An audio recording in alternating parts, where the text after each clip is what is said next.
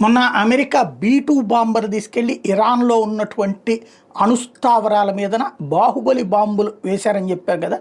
అదేదో 3 అంతస్తులు 4 అంతస్తులు ఉన్నటువంటి లోపల దాకా వెళ్ళిపోతుందని. అట్లాంటిదే రష్యా దగ్గర కూడా ఉంటాయి. ఒకప్పుడు వీళ్ళిద్దరూ ఆయుధ పోటీలో ఒకళ్ళకి మించిన ఒకళ్ళు, వాళ్ళు ఒకటంటే వీళ్ళు 2 అంటే వీళ్ళు 4 అట్లాగే తీసుకున్నారు అనమాట. అట్లాంటి బాంబరే FAB 3000 బాంబు.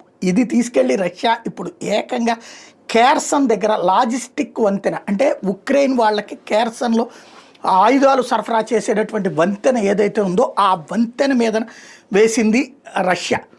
వాస్తవంగా ఇంతకుముందు రష్యాకి సప్లై చేసేటటువంటి వంతెన ఏదైతే ఉంటుందో దాని మీద కీవ్ దగ్గర ఉన్నటువంటి వంతెన్ని కూల్చింది ఉక్రెయిన్.